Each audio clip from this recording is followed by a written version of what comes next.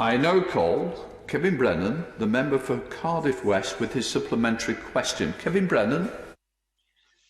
Thank you, Mr. Speaker. And can I echo what my honourable friend just said about those working in the health service who suffered from the virus? But we know that when ministers from Wales and the other devolved nations of the UK,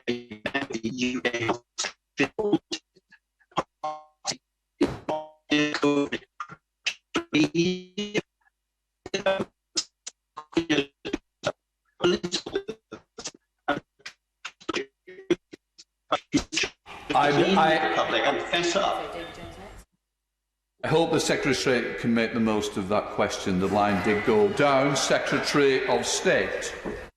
Mr. Speaker, thank you. I don't know if I caught any more of that than you did, but I could see. Then I could get the general gist of it. We're now going over to Peter Bone. Mr. Speaker, at this time of national emergency, many people are being forced to use their bank overdrafts. Yet the banks are charging 20% interest per year, which they're going to increase to 40% in July.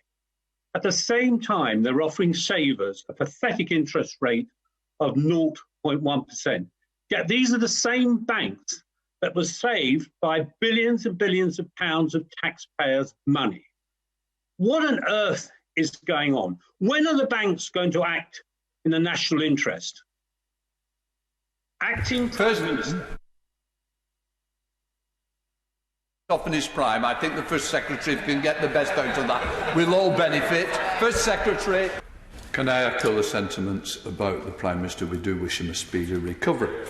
And it does allow me to tell the House that the Honourable Member for Rother Valley has withdrawn, so I will be calling Sir Keir Starmer and welcoming him in his first outing to this dispatch box. Keir Starmer.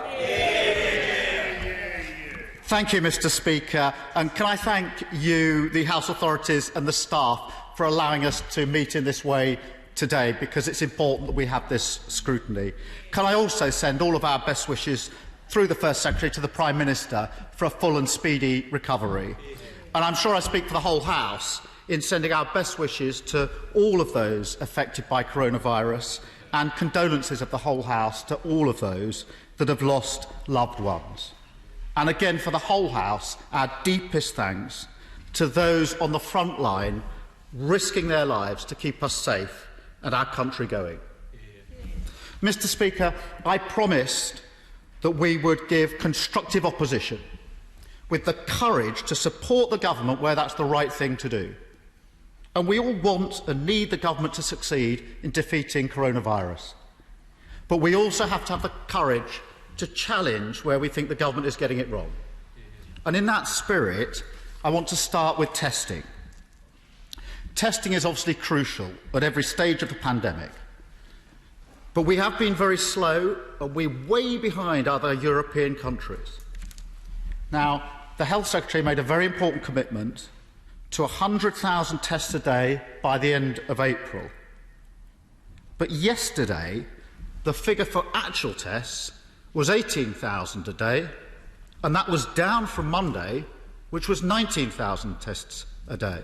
So we're way behind the curve, and the end of the month is a week tomorrow. So what does the First Secretary expect to happen in the next 8 days to get us from 18,000 tests a day to 100,000 tests a day?